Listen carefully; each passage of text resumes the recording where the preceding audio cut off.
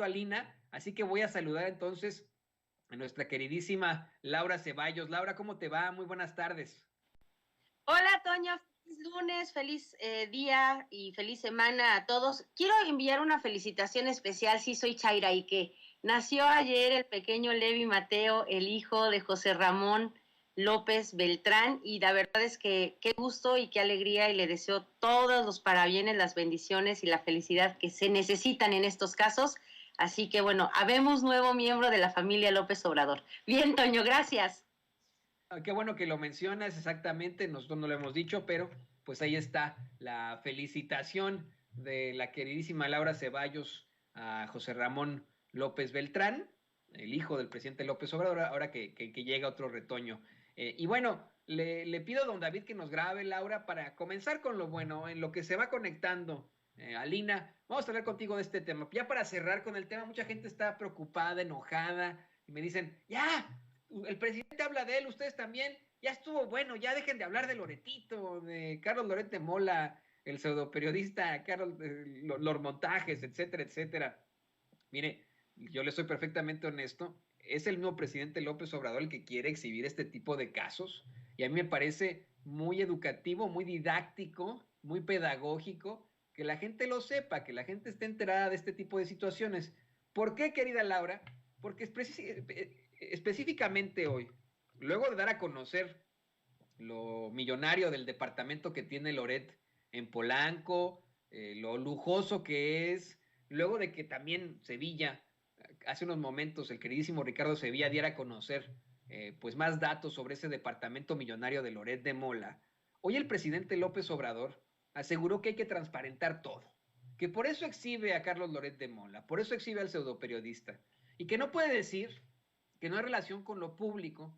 Pues claro que hay relación con lo público en lo que hace Carlos Loret de Mola. Su financiamiento tiene que ver con empresas, con gobiernos, que por eso es dinero del pueblo y todo esto hay que transparentarlo. También por eso yo quiero hacer claro este tema.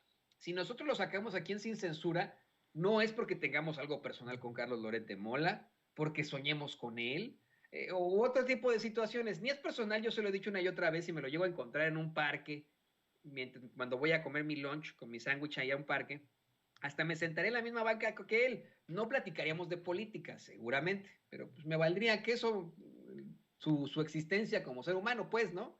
O sea, se le respetaría por lo que es. Ahora bien, lo seguiremos cuestionando, lo seguiremos criticando, pero no crea que es una intención absoluta de sin censura. Lo que estamos buscando aquí es ser transparentes y que se exhiba a los que no son periodistas, que se exhiba a los que tienen, pues vamos, un gran sartén por el mango en esas esferas del poder y que están afectando a México con sus, pues, chicanadas, con sus montajes. Te escuchamos, querida Laura. Mira, en efecto, a ver, hay que entender que no es porque sea santo de nuestra devoción, ni estemos enamorados y no podamos hablar de otra cosa que no sea Loret. Pero porque sí es importante hablar de él y hablar de quienes se dedican constantemente al golpeteo, porque hoy nosotros somos privilegiados, estamos del otro lado de sus mentiras y de sus calumnias y de sus ardides. Pero ¿por qué hay que hablar de ellos? Porque hay que señalar que quien les paga por decir lo que dicen y aparentar lo que en teoría son, tienen como intención clara justamente robarle a la verdad ese elemento de difusión que merece. Es decir, al monopolizar ellos la información, y me refiero a ellos que deben de ser 2 o 3 megapoderosos, entre los que están, por ejemplo, el señor Claudio X y algunos otros también con agendas internacionales. Lo que buscan es demostrar quién tiene el poder y quién dicta agenda y quién decide lo que debes pensar y hacer y comprar y decir y qué hashtags tienes que usar. O sea, ellos manipulan la información y obviamente tienen sus caballitos de batalla. En este caso, Carlos Loret es de los que mejor lo hacen en términos de que como no tiene pudor y no tiene ningún apego realmente útil, sino nada más al dinero, porque es capaz de comprar un departamento de 48 millones de pesos. O sea, yo con todo respeto, no estoy diciendo que el lujo sea feo, pero llega a ser tan asquerosamente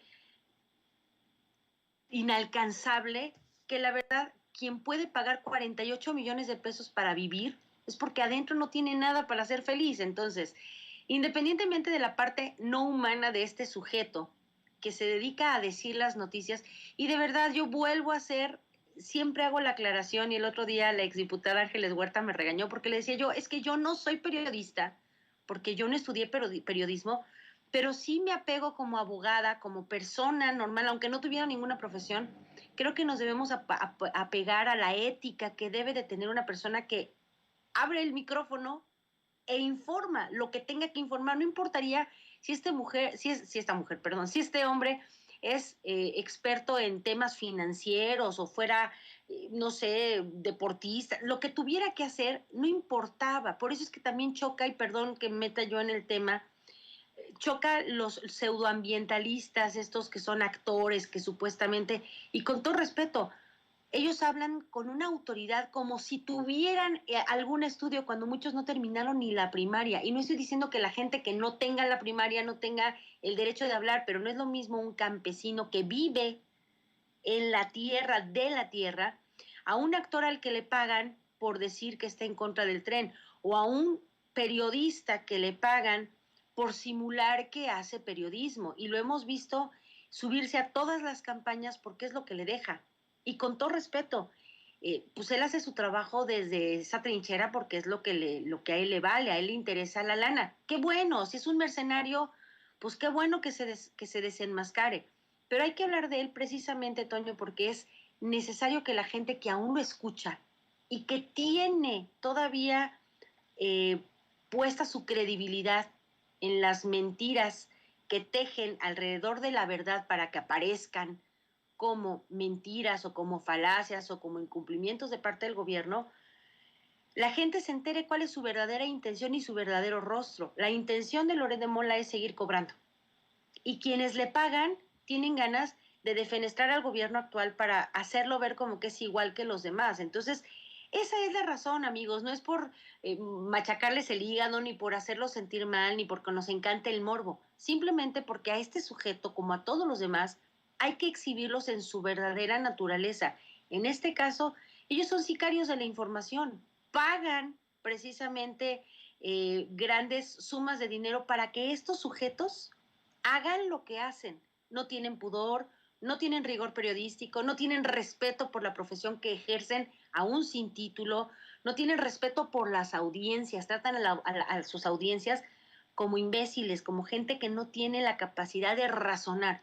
Eso es lo que hay que hacer todo el tiempo, demostrar cuán miserables son, porque a eso se dedican. Entonces, no es que nosotros nos ardamos, porque es un poco la idea de, ay, ustedes son unos ardidos, déjenlos en paz. No, es que si ellos mienten, tú en la Constitución, Toño, tienes el derecho de informarte libremente sin que te cuenten mentiras entre el punto de la noticia del de origen y lo que te llega a los oídos. Y lo que hacen todas estas gentuzas, estos personajes mediáticos, es distorsionar la realidad para que a ti te llegue de una manera completamente desasiada, fuera de la realidad, y que te cause un enojo el saber que el presidente dijo, no hizo, hizo, eh, porque ellos tienen esa agenda. Entonces, no es molestarnos, amigos, y a mí tampoco, o sea, yo no me sentaría con él, Toño, la neta, yo no, capaz que me hace mal de ojo, no me sentaría con él,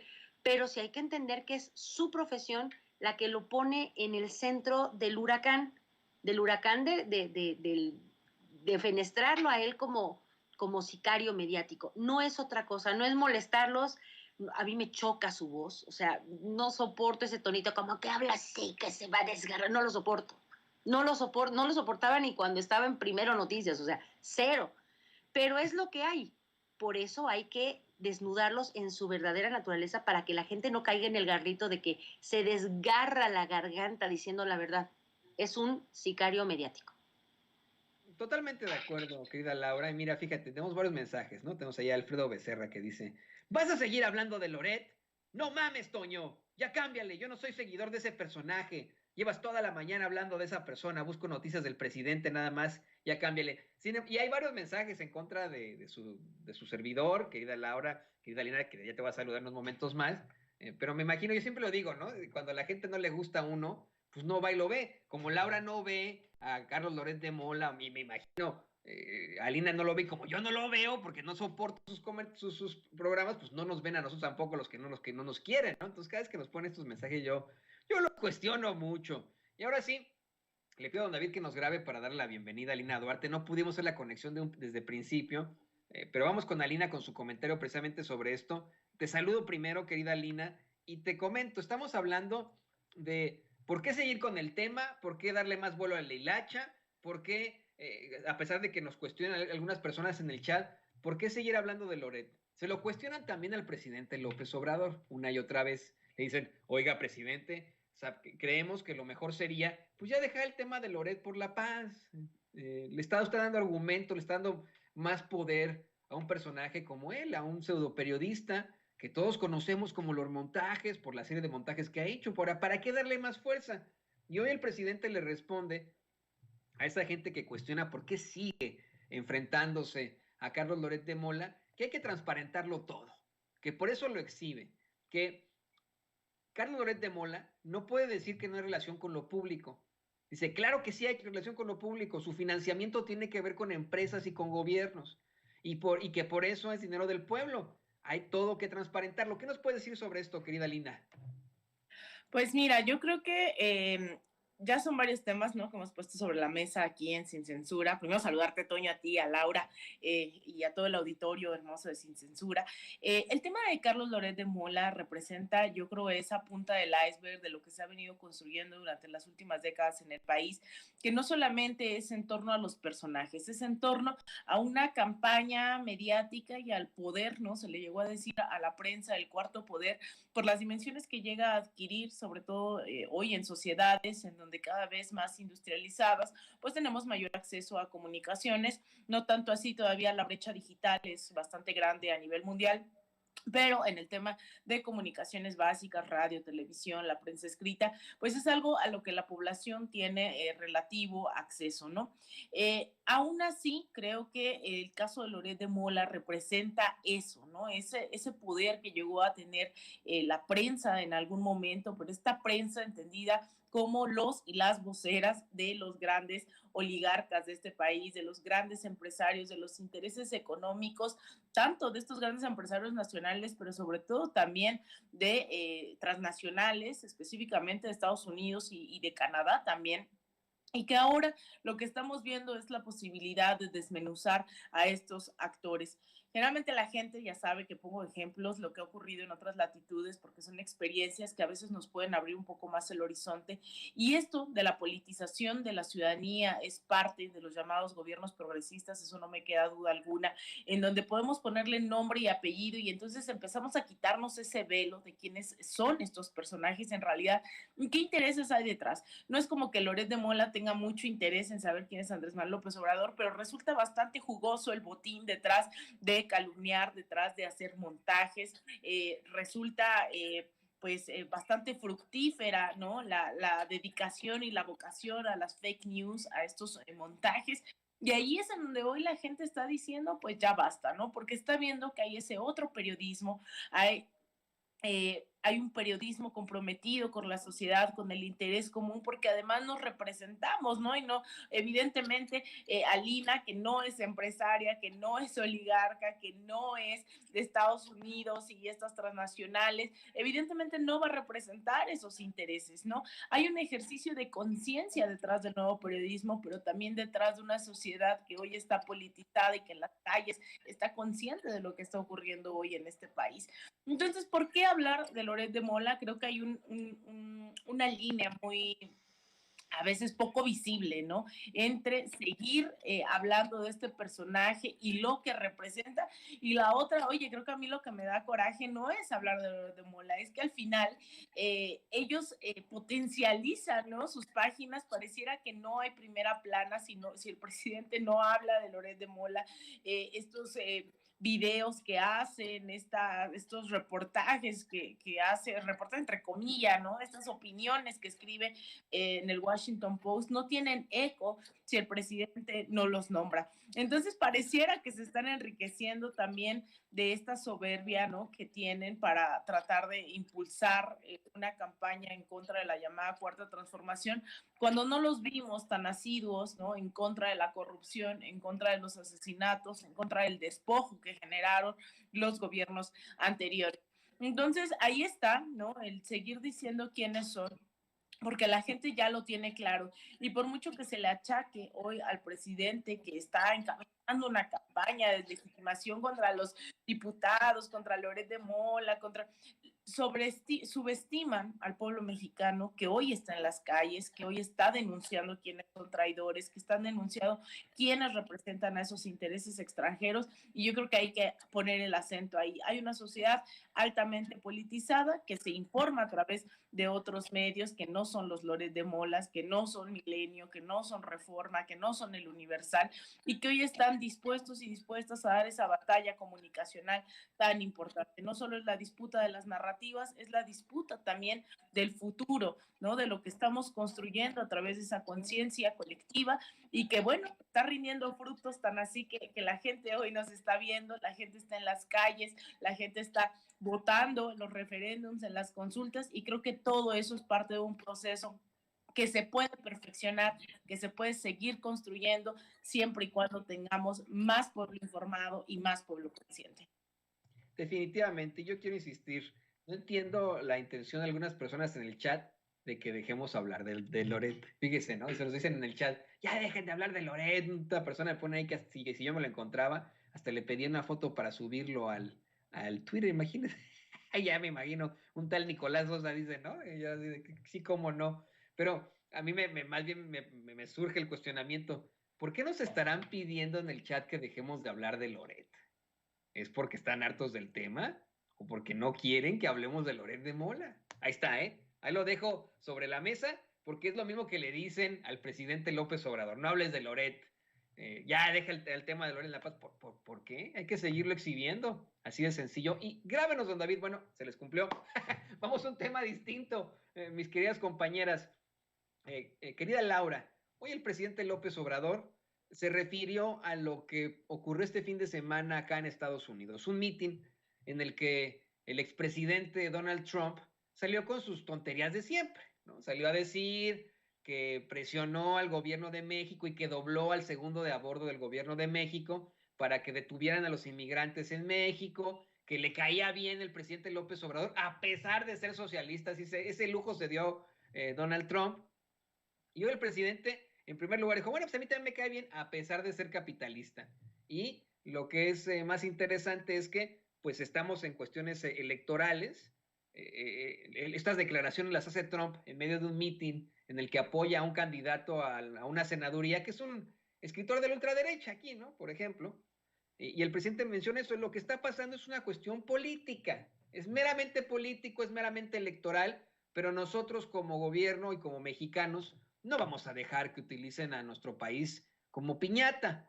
Lo que sí aclara el presidente es que casi lo dice de forma coloquial como todos los mexicanos. Así es Trump, así es ese güey. Los conservas, en todo caso, pues cambian de chaqueta constantemente, así dice él, ¿no? Cambian de chamarra constantemente. ¿Qué nos puedes decir tú sobre esto, querida Laura Ceballos? Pues mira, es que es bien curioso. Cuando Trump, la primera campaña, tenía como objetivos decirle a la gente de Estados Unidos, yo los voy a proteger de todo mal, vamos a hacer lo que pasa en las películas gringas, nosotros vamos a ser los protectores del mundo, vamos a poner un muro y los mexicanos son violadores y asesinos y les vamos a poner una muralla para que no pasen. Y no pasó.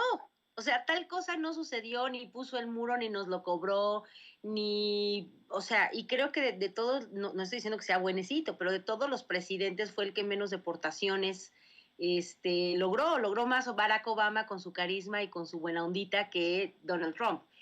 Pero lo que se dice en campaña siempre hay que quitarle como el 95% de espuma. En el caso de Donald Trump lo está haciendo porque quiere demostrar que él es el líder, el que sabe que todos los demás siempre están a su disposición. Pero pues así como dijo el presidente, pues sí, ya saben cómo es, hombre, o sea, ¿para qué le creen? Él es una persona, es un ególatra, un megalómano, que no tiene otra forma de ver al mundo más que él desde la cima y los demás son simples hormigas que puede pisar y quitar. Pero obviamente lo hace en una franca inicio, un arranque de su campaña política porque quiere retomar el poder y quiere demostrar que lo que ha hecho su contrincante, que hoy es el primer mandatario de Estados Unidos, Joseph Biden, pues es más malo que lo que él hizo. Entonces quiere retomar en donde se quedó en la parte discursiva de yo soy más fregón que todos y yo, bueno, mi papá viene y te pega porque es policía, o sea, siempre hace lo mismo y él quiere decir a la gente que la parte de la frontera siempre para él es un tema molesto y él quiere poner unas murallas de 20 metros de altura y donde toda la gente migrante de Centroamérica se quede del lado mexicano porque es lo que vende. Y el presidente por eso hoy lo dijo, a ver, no le hagan tanto el caldo gordo porque este hombre se va a atragantar con él, porque para él es lo que vende, la imagen de lo que él va a hacer cuando sea presidente. Ya fue presidente y no lo logró, entonces lo tiene que retomar de donde se quedó para magnificarlo como todo lo que dice y hace. Y ustedes, pues digo, ahí sí que tú estás del lado en donde te llegan de primera mano las cosas que él hacía y cómo las hacía, porque él lo magnifica todo, pero yo creo que tenemos muy buen presidente y aunque le tocó el final de la presidencia de Trump y toda la presidencia de Biden, cuando se den estas nuevas campañas, le va a tocar todavía al presidente Andrés Manuel estar siendo el que le ponga cara del lado mexicano y creo que el presidente tiene una virtud, es como a manzalocos, porque la verdad no hizo Trump, lo que supuestamente iba a hacer y que lo iba a poner bajo su pie, o sea, no lo hizo, porque el presidente tiene pues una cosa que se llama dignidad, y entonces el presidente le puso su barrera muy delimitada y Trump no pasó. Entonces, yo creo que de Trump hay que es como los cafés estos de la cafetería de la Sirenita que cuestan muy caros, que te ponen 2/3 de espuma y lo demás es un café muy malo. Igualito es Trump. Sí, no, definitivamente. Acá, querida Laura, el problema es que mucha gente son trompistas de closet. Eso es lo preocupante, ¿no? Muchos dicen, ay, yo no hubiera votado por Trump, pero bien, que tienen su corazoncito racista antimexicano acá en Estados Unidos. Y mire, ya de pronto van a votar, a brotar, querida Lina, le pido a David que nos grabe, van a empezar a brotar los pro-trumpistas en el chat. Uno empieza a hablar de Trump y salen los bots ahí que lo aman y que lo defienden. Imagínense, eso sí no se la creo a los bots, ¿eh? Cuando dicen, yo no soy bot, Toño, pero estoy a favor de Trump. ¿Sí, cómo? Pues si Trump nos llamó violadores a los mexicanos, Trump híjole, nos puso como narcotraficantes, una persecución horrible durante su término como presidente a los mexicanos, a los hispanos en general, a los inmigrantes, no les creo pero ni poquito, ¿no? Que me dicen, yo no soy bot, Toño, pero apoyo a Trump, sí, cómo no. Ajá. Pero bueno, querida Alina, tú que siempre eres muy, muy clara con tus pensamientos, con tus ideales, quiero explorar precisamente esa parte en la que el presidente López Obrador se burla de la declaración de Trump sobre su socialismo, ¿no? Dice Trump en el meeting que tuvo este fin de semana que le cae bien López Obrador, aunque sea socialista. Y hoy el presidente López Obrador dice, sí, pues a mí también me cae bien Trump, aunque sea capitalista, ¿no? Y al fin y al cabo, queda muy, muy claro, queda muy clara la opinión, la opción de precisamente la ultraderecha en el mundo, una ultraderecha que es cambiante y que con tal de convencerle a usted que nos ve y que nos escucha, bueno, pues pueden ser ambientalistas, pueden ser feministas, pueden ser luchadores por los derechos humanos. ¿Qué nos puedes decir sobre esto, querida Alina Duarte? Mira, Toño, en realidad la política en Estados Unidos ha girado tanto a la derecha durante las últimas décadas que cualquier cosa que no sea de ultraderecha es considerada socialista o comunista, ¿no? No simplemente es una campaña que hemos visto posguerra fría, sino que es real.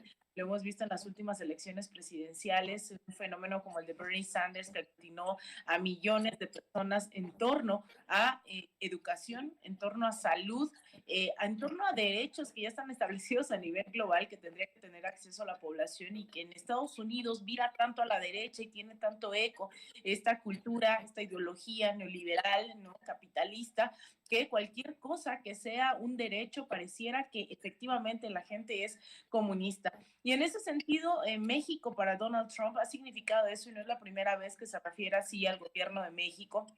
Un Donald Trump que tú lo recordarás, Toño, en aquellos momentos durante las elecciones, cuando lo cubríamos aquí.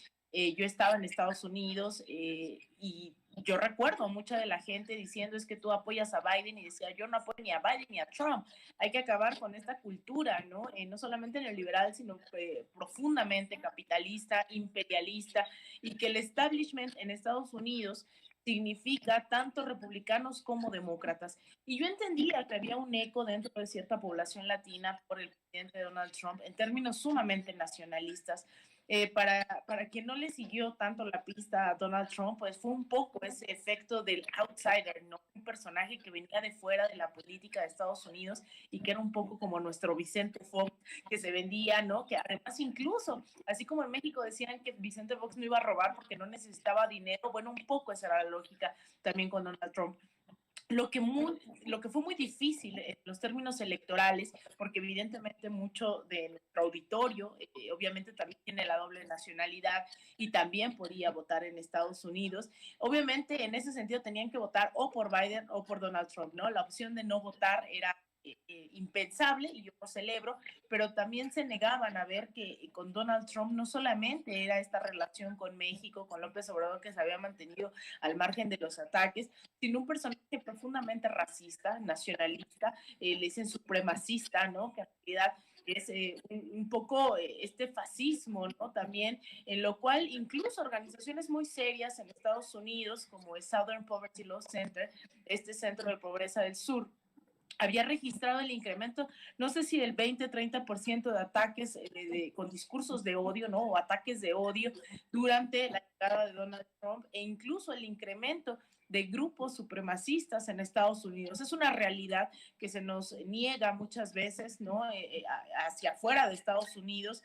No se nos permite ver que, por ejemplo, hoy el Ku Klux Klan todavía existe en Estados Unidos, ¿no? Estamos hablando de 2022 y todavía existen estos grupos que salen a matar, y que con Donald Trump salían, ¿no?, a perseguir migrantes en la frontera y a detenerlos y a hacer propiamente acciones que no les correspondía, porque hay que decirlo que también el sistema estadounidense es sumamente racista y sí puede detener como si estuviera de cara de migrantes, pero bueno, lo hacía gente que no era de la Border Patrol, que no era de la policía fronteriza.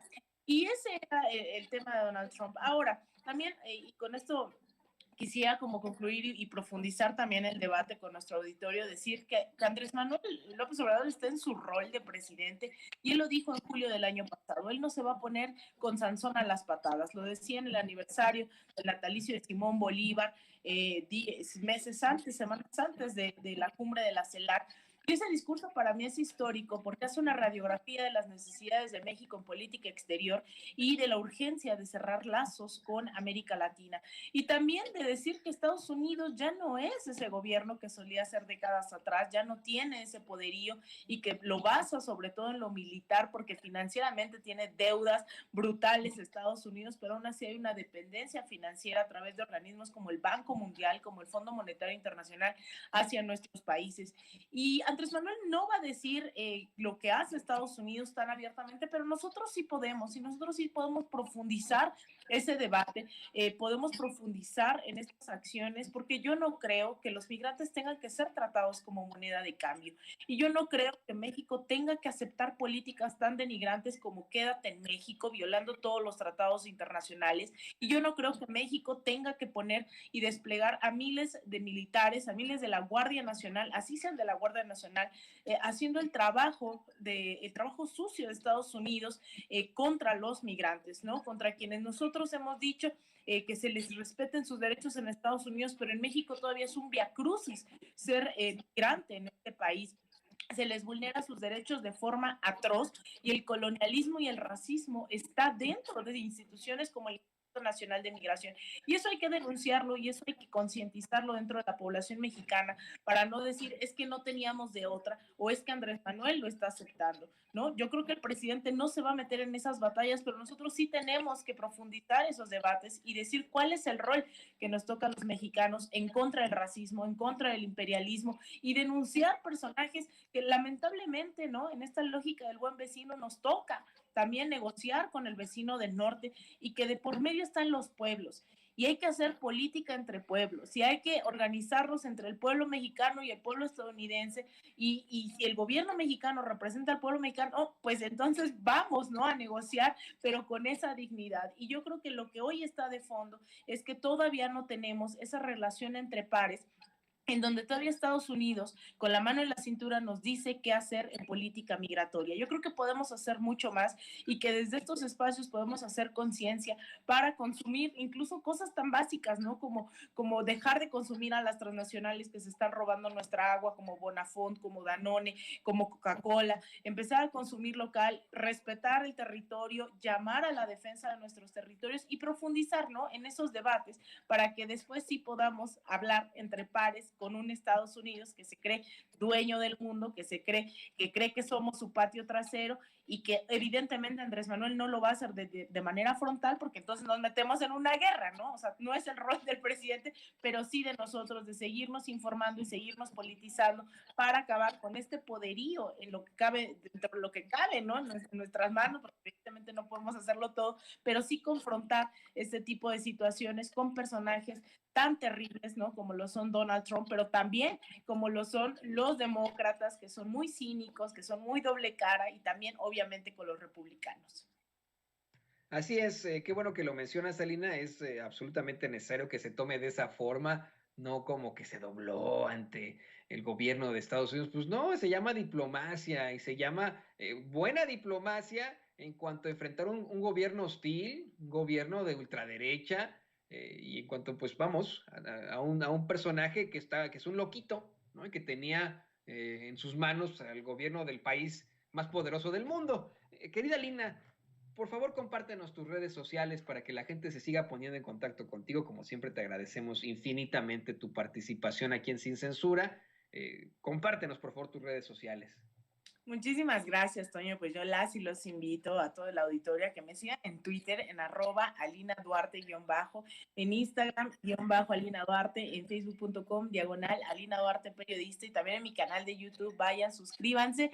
Y pues nos vemos el resto de los días en Sin Censura Nocturno y aquí todos los lunes también en esta mesa con mi comadre Laura. Te mando un abrazo, Laura, a ti, Toño, a Ceci, a todo el equipo y también al auditorio de Sin Censura.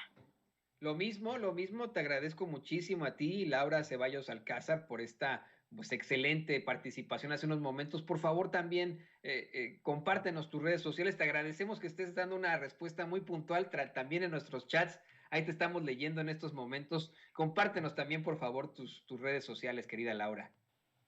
Bueno, pues a mí me pueden seguir en Twitter como @CeballosLaura, en Facebook como Laura Ceballos, y estamos haciendo todos los días trabajo en Sin Línea MX. Los invitamos a las 11 de la mañana de lunes a viernes, y eso cuando no haya que salir a trabajar como abogada, pero a las 11 de la mañana todos los días con diferentes temas, siempre relacionados a la política, porque pues lo mío es la política y no me ando cambiando de chaquetas. No vayan a creer que hoy soy feminista y luego ambientalista. No, señores.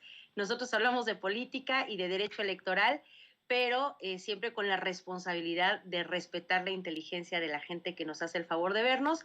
Y hoy aprovecho el comercial, va a estar nuestra queridísima Antares Vázquez a las 8:10 de la noche en Sin Línea MX, hablando con Chato Carreón, con Pepe Arias y con Eric Gutiérrez, hablando de todo lo que pasó en estas últimas 2 semanas y de lo que viene para la Cuarta Transformación. Así que los esperamos a las 8:10 de la noche hoy para hablar con Antares Vázquez. Muchísimas gracias, Toño, y un abrazote a mi querida Alina.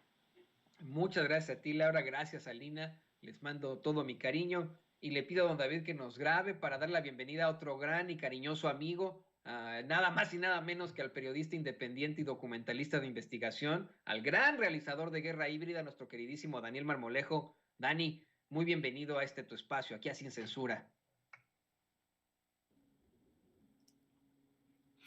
Mi querido Toño, me da mucho gusto saludarte. Gracias por la invitación siempre amable, fraterna, sin censura. Y aquí estamos, Toño, luchando desde todas las trincheras de nuestro país para sacar a México adelante. Siempre atento a tus órdenes.